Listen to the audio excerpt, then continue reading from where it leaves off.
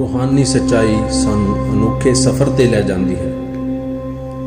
यह अजिही अंतर यात्रा है जो तुहाडा जीवन बदल देवेगी। यह सफ़र तुहानू ज्ञान ते सुख दी हद तक लै जावेगा। आत्मिक सच्चाई दा यह प्रोग्राम ध्यान ते ध्यान दे तजर्बिਆਂ दे आधार ते तैयार किया गया है। इसनू आराम नाल वेखो ਅਤੇ ਵੇਖਦੇ ਵੇਖਦੇ ਇਸ ਦੇ ਪ੍ਰਵਾਹ ਵਿੱਚ ਵਹਿੰਦੇ ਜਾਓ। ਇਸ ਦਾ ਵਿਸ਼ਲੇਸ਼ਣ ਕਰਨ ਦੀ ਥਾਂ ਇਸ ਪ੍ਰਵਾਹ ਵਿੱਚ ਚੁੱਭੀ ਲਾਉਣ ਦੀ ਲੋੜ ਹੈ। ਹਰ ਪ੍ਰਕਾਰ ਦੀ ਵਿਚਾਰ ਚਰਚਾ ਨੂੰ ਪਾਸੇ ਰੱਖ ਕੇ ਡੂੰਘਾ ਸਾਹ ਲਓ। ਬਸ ਵੇਖਦੇ ਰਹੋ। ਇਹ ਸਿਰਫ ਤੁਹਾਡੇ ਲਈ ਹੈ।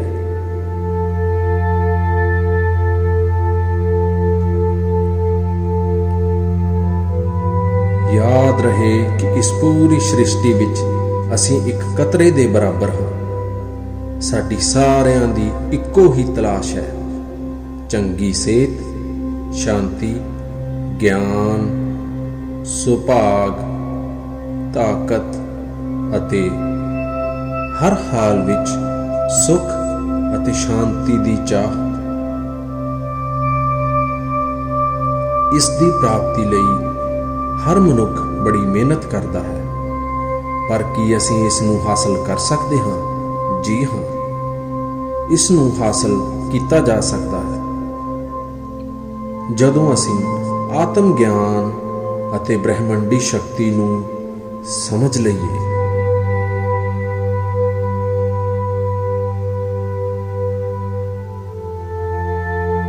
तां फिर आओ चलिए ब्रह्मंडी ऊर्जा की जानकारी लेंदे हैं। यह जीवन देण वाली प्राण शक्ति है। यह साडी जिंदगी दे संतुलन अते चेतना लई जरूरी है। यह साडे हर असीं अपने रोजाना जीवन दे दिमागी कामां विच वरतों करदे हां, जिवें लिखना, बोलना, सुनना, सोचना अते शरीर दे होर कामां विच। पर यह थोड़ी जही शक्ति सानू सौंदे हुए मिलती है, जो इन्हां सारियां कामां लई काफ़ी नहीं है। इस करके असीं थक जांदे हां, तनाव नाल भर जांदे हां, जिस कारण असीं शरीरक अते मानसिक झमेलिਆਂ विच फस जांदे हां ते बीमार हो जांदे हां। इस सब कासे तो छुटकारा पाउण लई सानू वध तो वध ब्रह्मंडी ऊर्जा मिलनी जरूरी है। यह जरूरी है साडे शरीरक संतुलन लई, सुखी ते तंदुरुस्त जीवन लई, ज्ञान हासिल करन लई ते अंत विच अपनी चेतना दे विकास लई।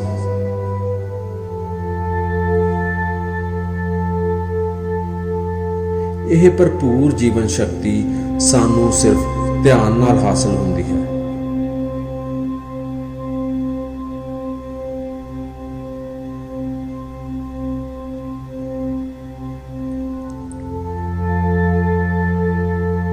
नींद अचेतन ध्यान है अते ध्यान सहज नींद है। नींद विच सानू थोड़ी ऊर्जा हासिल होंदी है, ध्यान विच भरपूर ऊर्जा मिलती है। यह साडे शरीर दी, दिमाग दी ते बुद्धि दी शक्ति वधाउंदी है। छेवीं इंद्री सूझ अंग नूं प्रगट करती है। इस ज्ञान राही होए शक्ति दे वाधे नाल असीं बिना तनाव ते तंदुरुस्त अते खुश रह सकते हैं। साडी ताकत बहुत वध जाती है। ध्यान साडी चेतना दा साडे वल परतना है। ध्यान दे राही असीं अपने शरीर तो दिमाग तक ਪਹੁੰਚਦੇ ਹਾਂ, ਦਿਮਾਗ ਤੋਂ ਗਿਆਨ ਅਤੇ ਗਿਆਨ ਤੋਂ ਸਵੈ ਵੱਲ ਤੇ ਉਸ ਤੋਂ ਵੀ ਅੱਗੇ ਪਹੁੰਚ ਜਾਂਦੇ ਹਾਂ। ਧਿਆਨ ਕਰਨ ਲਈ ਸਾਨੂੰ ਆਪਣੇ ਸਰੀਰ ਦੀਆਂ ਸਾਰੀਆਂ ਹਰਕਤਾਂ ਕਿਰਿਆਵਾਂ ਨੂੰ ਬੰਦ ਕਰਨਾ ਪੈਂਦਾ ਹੈ, ਜਿਵੇਂ ਸਰੀਰ ਦਾ ਹਿੱਲਣਾ, ਵੇਖਣਾ, ਬੋਲਣਾ ਤੇ ਸੋਚਣਾ।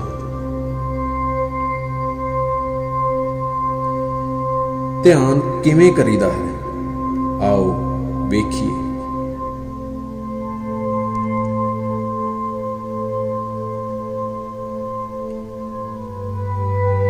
ਧਿਆਨ ਲਈ ਪਹਿਲਾ ਕੰਮ ਹੈ ਸਹੀ ਆਸਣ।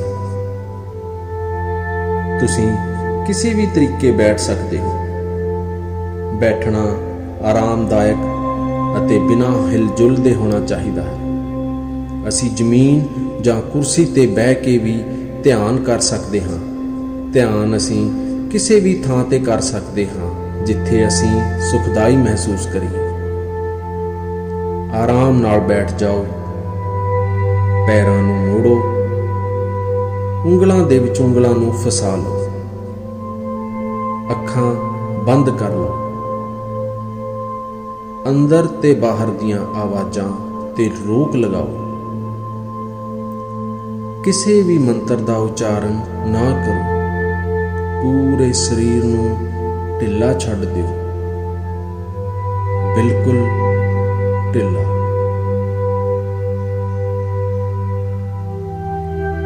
ਜਦੋਂ ਅਸੀਂ ਪੈਰਾਂ ਨੂੰ ਮੋੜ ਲੈਂਦੇ ਹਾਂ ਤੇ ਹੱਥਾਂ ਦੀਆਂ ਉਂਗਲਾਂ ਵਿੱਚ ਉਂਗਲਾਂ ਫਸਾ ਲੈਂਦੇ ਹਾਂ ਤਾਂ ਸ਼ਕਤੀ ਦਾ ਦਾਇਰਾ ਵੱਧ ਜਾਂਦਾ ਹੈ, ਸਥਿਰਤਾ ਵੱਧ ਜਾਂਦੀ ਹੈ। ਅੱਖਾਂ ਮਨ ਦੇ ਦਰਵਾਜ਼ੇ ਹਨ, ਇਸ ਲਈ ਅੱਖਾਂ ਬੰਦ ਹੋਣੀਆਂ ਚਾਹੀਦੀਆਂ ਹਨ। ਮੰਤਰ ਉਚਾਰਨ ਕੋਈ ਵੀ ਆਵਾਜ਼ ਅੰਦਰ ਦੀ ਜਾਂ ਬਾਹਰ ਦੀ, ਇਹ ਮਨ ਦੀਆਂ ਕਿਰਿਆਵਾਂ ਹਨ, ਇਸ ਲਈ ਇਹਨਾਂ ਨੂੰ ਬੰਦ ਕਰਨਾ ਜ਼ਰੂਰੀ ਹੈ। ਜਦੋਂ ਸਰੀਰ ਢਿੱਲਾ ਛੱਡ ਦਿੱਤਾ ਜਾਂਦਾ ਹੈ ਤਾਂ ਚੇਤਨਾ ਸੂਖਮ ਤਲ ਤੇ ਪਹੁੰਚ ਜਾਂਦੀ ਹੈ। ਮਨ ਅਤੇ ਬੁੱਧੀ ਵਿਚਾਰਾਂ ਦਾ ਸਮੂਹ ਹੈ।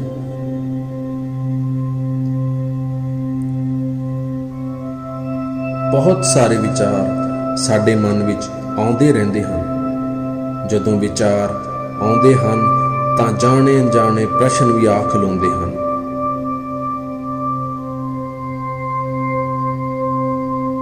ਮਨ ਤੇ ਬੁੱਧੀ ਨੂੰ ਭਾਵਾਂ ਤੋਂ ਪਰੇ ਲਿਜਾਣ ਲਈ ਸਾਨੂੰ ਆਪਣੇ ਸਾਹ ਤੇ ਧਿਆਨ ਦੇਣਾ ਜ਼ਰੂਰੀ ਹੈ। ਆਪਣੇ ਆਪ ਤੇ ਧਿਆਨ ਦੇਣਾ ਸਾਡਾ ਕੁਦਰਤੀ ਸੁਭਾਅ ਹੈ। ਜਾਣ ਬੁੱਝ ਕੇ ਸਾਹ ਨਾ ਲਵੋ। ਜਾਣ ਬੁੱਝ ਕੇ ਸਾਹ ਨਾ ਲਵੋ ਤੇ ਨਾ ਛੱਡੋ। ਸਾਹ ਲੈਣਾ ਜਾਂ ਛੱਡਣਾ ਕੁਦਰਤੀ ਹੋਣਾ ਚਾਹੀਦਾ ਹੈ। ਕੁਦਰਤੀ ਸਾਹਾਂ ਵੱਲ ਧਿਆਨ ਦਿਓ। ਇਹੀ ਇਸ ਦੀ ਵਿਆਖਿਆ ਹੈ ਤੇ ਇਹੀ ਤਰੀਕਾ ਹੈ।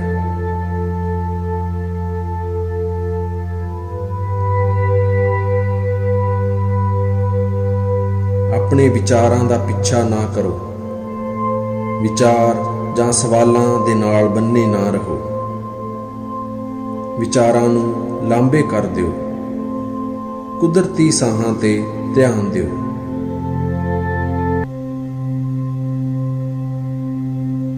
ਸਾਹਾਂ ਵਿੱਚ ਗੁੰਮ ਜਾਓ। ਸਾਹਾਂ ਦੀ ਡੂੰਘਾਈ ਘਟਦੀ ਜਾਵੇਗੀ। ਹੌਲੀ ਹੌਲੀ ਸਾਹ ਹਲਕੇ ਤੇ ਨਿੱਕੇ ਹੁੰਦੇ ਜਾਣਗੇ।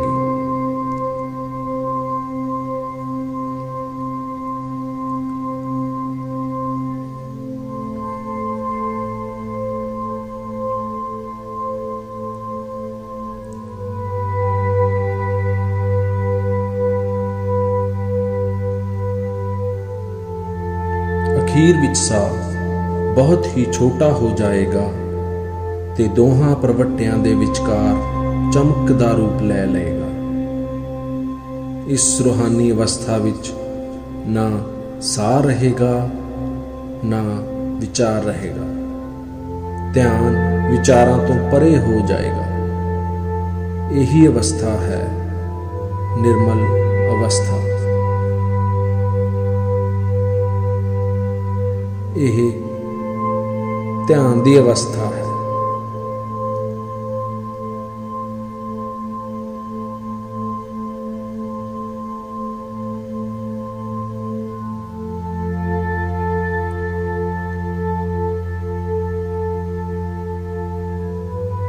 ਇਹ ਉਹ ਅਵਸਥਾ ਹੈ ਜਦੋਂ ਸਾਡੇ ਉੱਤੇ ਬ੍ਰਹਿਮੰਡੀ ਊਰਜਾ ਦੀ ਵਾਛੜ ਪੈਂਦੀ ਹੈ। ਅਸੀਂ ਜਿੰਨਾ ਜ਼ਿਆਦਾ ਧਿਆਨ ਕਰਾਂਗੇ, ਉਨੀ ਹੀ ਬ੍ਰਹਿਮੰਡੀ ਸ਼ਕਤੀ ਸਾਨੂੰ ਹਾਸਲ ਹੋਵੇਗੀ।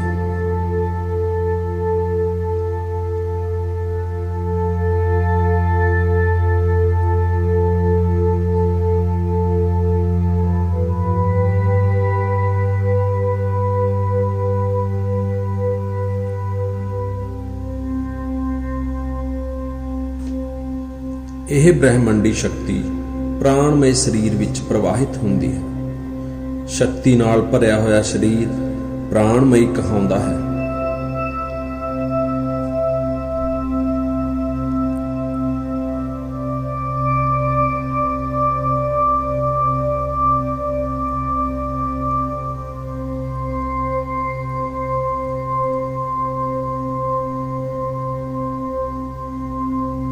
ਪ੍ਰਾਣਮਈ ਸਰੀਰ ਵਿੱਚ 72,000 ਤੋਂ ਜ਼ਿਆਦਾ ਰੰਗ ਰਹਿਤ ਨਾੜੀਆਂ ਜਾਂ ਸ਼ਕਤੀ ਦੀਆਂ ਨਲੀਆਂ ਹਨ, ਜੋ ਪੂਰੇ ਸਰੀਰ ਵਿੱਚ ਫੈਲੀਆਂ ਹੋਈਆਂ ਹਨ। ਸ਼ਕਤੀ ਨਾੜਾਂ ਸਿਰ ਦੇ ਹਿੱਸੇ ਤੋਂ ਸ਼ੁਰੂ ਹੁੰਦੀਆਂ ਹਨ। ਇਹ ਹਿੱਸਾ ਦਸਮ ਦਵਾਰ ਕਹਾਉਂਦਾ ਹੈ।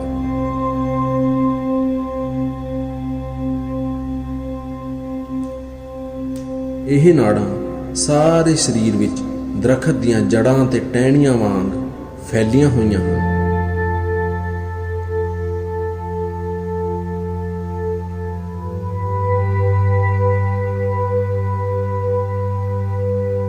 ਪ੍ਰਾਣਮਈ ਸਰੀਰ ਸਾਡੇ ਸਰੀਰ ਦਾ ਵਿਸ਼ੇਸ਼ ਆਧਾਰ ਹੈ।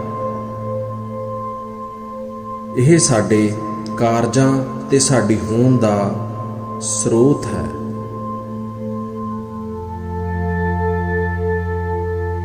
ਇਸ ਪ੍ਰਾਣਮਈ ਸਰੀਰ ਨੂੰ ਡੂੰਘੀ ਨੀਂਦ ਜਾਂ ਧਿਆਨ ਵਿੱਚ ਬ੍ਰਹਿਮੰਡੀ ਸ਼ਕਤੀ ਹਾਸਲ ਹੁੰਦੀ ਹੈ। ਅਸੀਂ ਇਸ ਸ਼ਕਤੀ ਦੀ ਵਰਤੋਂ ਆਪਣੀਆਂ ਸਾਰੀਆਂ ਮਾਨਸਿਕ ਕਿਰਿਆਵਾਂ ਜਿਵੇਂ ਵੇਖਣਾ, ਬੋਲਣਾ, ਸੁਣਨਾ, ਸੋਚਣਾ ਅਤੇ ਸਰੀਰਕ ਕੰਮਾਂ ਵਿੱਚ ਕਰਦੇ ਹਾਂ। ਇਹਨਾਂ ਸਭਨਾਂ ਦਾ ਆਧਾਰ ਬ੍ਰਹਿਮੰਡੀ ਸ਼ਕਤੀ ਹੈ।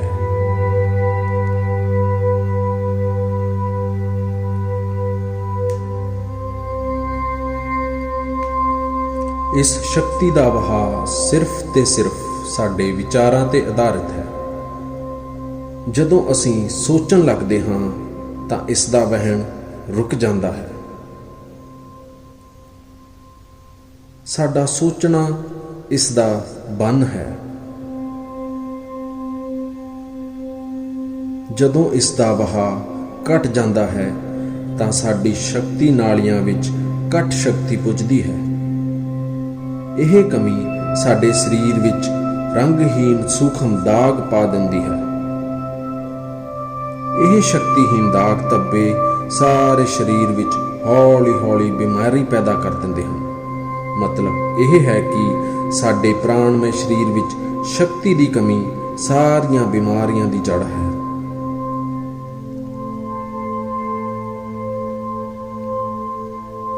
ਧਿਆਨ ਵਿੱਚ ਸਾਨੂੰ ਬਹੁਤ ਵੱਡੀ ਮਾਤਰਾ ਵਿੱਚ ਬ੍ਰਹਿਮੰਡੀ ਸ਼ਕਤੀ ਮਿਲਦੀ ਹੈ। ਇਹ ਸਾਡੀਆਂ ਸ਼ਕਤੀ ਨਾੜੀਆਂ ਦੇ ਰਾਹੀਂ ਸਾਰੇ ਸਰੀਰ ਵਿੱਚ ਪੁੱਜਦੀ ਹੈ।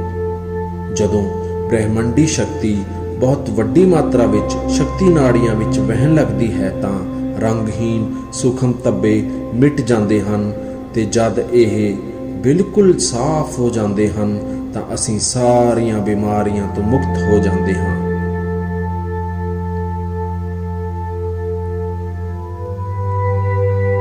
ਜਦੋਂ ਦਸਮ ਦੁਆਰ ਵਿੱਚ ਸ਼ਕਤੀ ਵਹਿਣ ਲੱਗਦੀ ਹੈ ਤਾਂ ਸਾਨੂੰ ਸਿਰ ਵਿੱਚ ਅਤੇ ਸਾਰੇ ਸਰੀਰ ਵਿੱਚ ਭਾਰੀਪਣ ਮਹਿਸੂਸ ਹੁੰਦਾ ਹੈ। ਜਦੋਂ ਸ਼ਕਤੀ ਸਾਡੀਆਂ ਨਾੜਾਂ ਨੂੰ ਸਾਫ਼ ਕਰਨ ਲੱਗਦੀ ਹੈ ਤਾਂ ਸਾਨੂੰ ਉਸ ਹਿੱਸੇ ਵਿੱਚ ਖੁਰਕ ਜਾਂ ਦਰਦ ਦਾ ਅਹਿਸਾਸ ਹੁੰਦਾ ਹੈ। ਕਦੀ-ਕਦੀ ਸਾਨੂੰ ਭੌਤਿਕ ਸਰੀਰ ਦੇ ਕਈ ਹਿੱਸਿਆਂ ਵਿੱਚ ਦਰਦ ਦੀ ਮਹਿਸੂਸ ਹੋ ਸਕਦਾ ਹੈ। ਇਹਨਾਂ ਦਰਦਾਂ ਨੂੰ ਘੱਟ ਕਰਨ ਲਈ ਦਵਾਈ ਦੀ ਲੋੜ ਨਹੀਂ ਹੈ। ਵਧੇਰੇ ਧਿਆਨ ਨਾਲ ਇਹ ਦਰਦ ਦੂਰ ਹੋ ਜਾਂਦੇ ਹਨ।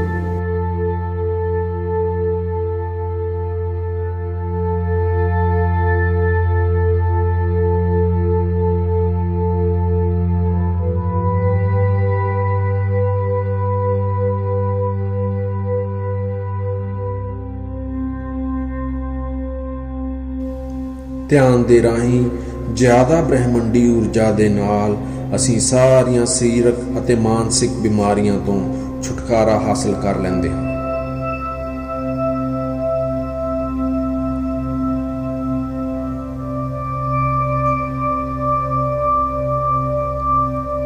ਜੇ ਅਸੀਂ ਪਿਰਾਮਿਡ ਦੇ ਅੰਦਰ ਬਹਿ ਕੇ ਧਿਆਨ ਕਰੀਏ ਤਾਂ ਧਿਆਨ ਦੀ ਅਵਸਥਾ ਆਮ ਨਾਲੋਂ 3 ਗੁਣਾ ਵੱਧ ਹਾਸਲ ਹੁੰਦੀ ਹੈ। ਹੁਣ ਅਸੀਂ ਇਹ ਜਾਣਨ ਦਾ ਯਤਨ ਕਰਾਂਗੇ ਕਿ ਪਿਰਾਮਿਡ ਅਤੇ ਇਸ ਦੀ ਸ਼ਕਤੀ ਕੀ ਹੈ।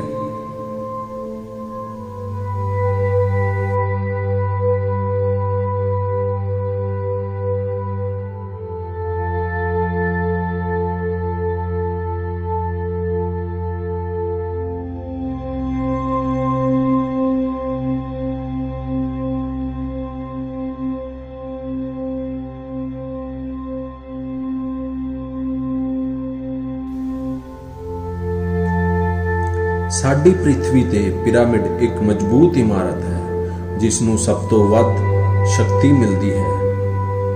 ਪਿਰਾਮਿਡ ਦਾ ਕੋਣ 52 ਡਿਗਰੀ 51 ਮਿੰਟ ਹੈ। ਇਸ ਕੋਣ ਦੇ ਕਾਰਨ ਹੀ ਇਸ ਨੂੰ ਸਭ ਤੋਂ ਜ਼ਿਆਦਾ ਬ੍ਰਹਿਮੰਡੀ ਊਰਜਾ ਮਿਲਦੀ ਹੈ।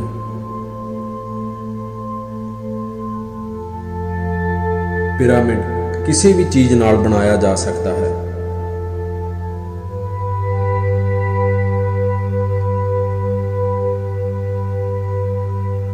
ਇਸ ਨੂੰ ਸਹੀ ਦਿਸ਼ਾਵਾਂ ਵਿੱਚ ਰੱਖਣਾ ਜ਼ਰੂਰੀ ਹੈ। ਉੱਤਰ, ਦੱਖਣ, ਪੂਰਬ ਤੇ ਪੱਛਮ।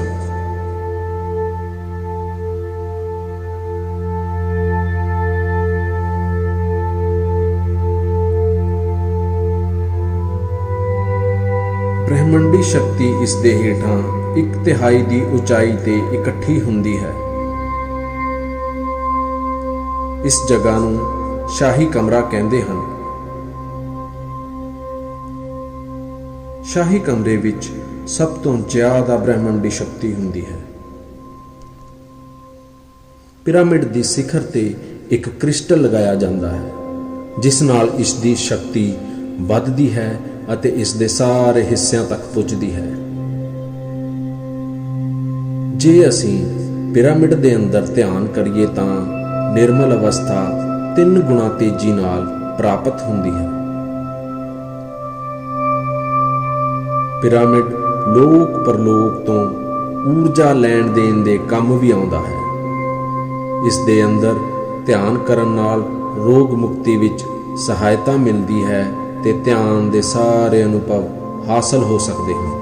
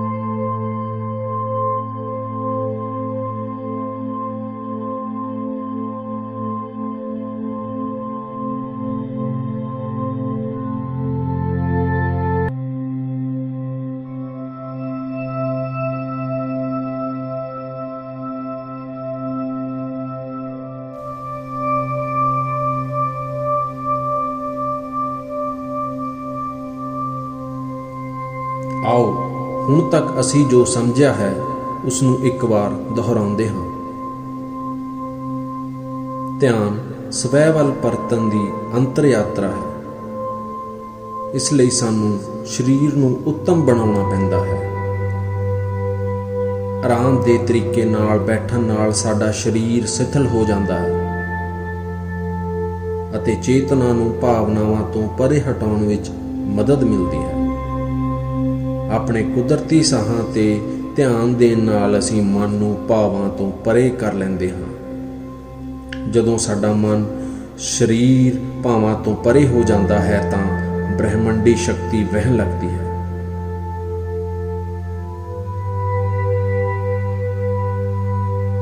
ਇਸ ਨਾਲ ਸਰੀਰ ਦੀਆਂ ਸਾਰੀਆਂ ਬਿਮਾਰੀਆਂ ਦੂਰ ਹੋ ਜਾਂਦੀਆਂ ਹਨ ਤੇ ਅਸੀਂ ਬਿਨਾਂ ਦਵਾਈਆਂ ਤੋਂ ਤੰਦਰੁਸਤ ਹੋ ਜਾਂਦੇ ਹਾਂ। ਜ਼ਿਆਦਾ ਧਿਆਨ ਕਰਨ ਨਾਲ ਬ੍ਰਹਿਮੰਡੀ ਸ਼ਕਤੀ ਸਾਰੇ ਤਣਾਅ ਦੂਰ ਕਰ ਦਿੰਦੀ ਹੈ। ਜਿਵੇਂ ਜਿਵੇਂ ਅਸੀਂ ਧਿਆਨ ਕਰਦੇ ਜਾਵਾਂਗੇ ਸਾਡਾ ਮਨ ਸ਼ਾਂਤ ਅਤੇ ਵਿਸ਼ਾਲ ਹੁੰਦਾ ਜਾਏਗਾ। ਇਸ ਨਾਲ ਸਾਡੀ ਯਾਦ ਸ਼ਕਤੀ ਵੀ ਵਧੇਗੀ। ਜ਼ਿਆਦਾ ਤੋਂ ਜ਼ਿਆਦਾ ਧਿਆਨ ਨਾਲ ਸਾਡੀ ਸੂਝ-ਬੂਝ ਦੀ ਸ਼ਕਤੀ ਵੀ ਵਧੇਗੀ ਅਤੇ ਇਸ ਨਾਲ ਸਾਡੇ ਦੂਜਿਆਂ ਨਾਲ ਸੰਬੰਧ ਵਧੀਆ ਹੋਣਗੇ। ਧਿਆਨ ਨਾਲ ਸੁਖੀ ਗ੍ਰਸਤ ਜੀਵਨ ਅਤੇ ਮਨ ਦੀ ਸ਼ਾਂਤੀ ਮਿਲ ਜਾਏਗੀ। ਧਿਆਨ ਸਾਨੂੰ ਪਰਮ ਆਨੰਦ ਦਿੰਦਾ ਹੈ। ਧਿਆਨ ਵਿੱਚ ਸਾਨੂੰ ਆਪਣੇ ਸਵਾਲਾਂ ਦੇ ਜਵਾਬ ਮਿਲ ਜਾਂਦੇ ਹਨ। ਇਸ ਲਈ ਵੱਧ ਤੋਂ ਵੱਧ ਊਰਜਾ ਹਾਸਲ ਕਰਨ ਲਈ ਹਰ ਦਿਨ ਧਿਆਨ ਕਰਨਾ ਚਾਹੀਦਾ ਹੈ। ਧਿਆਨ ਕਿਸੇ ਵੀ ਜਗ੍ਹਾ ਤੇ ਕੀਤਾ ਜਾ ਸਕਦਾ ਹੈ, ਕਿਸੇ ਵੀ ਸਮੇਂ ਕੀਤਾ ਜਾ ਸਕਦਾ ਹੈ, ਸਫ਼ਰ ਵਿੱਚ ਵੀ। ਇੱਕ ਵਾਰ 'ਚ ਆਪਣੀ ਉਮਰ ਦੇ ਬਰਾਬਰ ਧਿਆਨ ਕਰਨਾ ਚਾਹੀਦਾ ਹੈ। ਉਦਾਹਰਨ ਦੇ ਤੌਰ ਤੇ 30 ਸਾਲ ਦੇ ਵਿਅਕਤੀ ਨੂੰ ਇੱਕ ਸਮੇਂ ਵਿੱਚ ਘੱਟੋ ਘੱਟ 30 ਮਿੰਟ ਲਈ ਧਿਆਨ ਕਰਨਾ ਚਾਹੀਦਾ ਹੈ।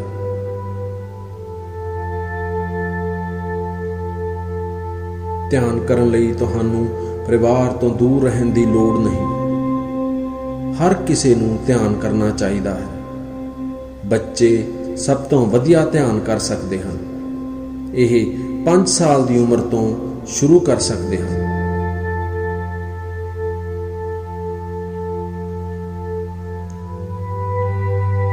ਧਿਆਨ ਕਰਨ ਲਈ ਤੁਹਾਨੂੰ ਕਿਸੇ ਗੁਰੂ, ਉਸਤਾਦ ਜਾਂ ਮਾਸਟਰ ਦੀ ਲੋੜ ਨਹੀਂ ਹੈ। ਤੁਹਾਡਾ ਗੁਰੂ ਤੁਹਾਡੇ ਅੰਦਰ ਹੈ। ਤੁਹਾਡਾ ਸਾਹ ਤੁਹਾਡਾ ਗੁਰੂ ਹੈ।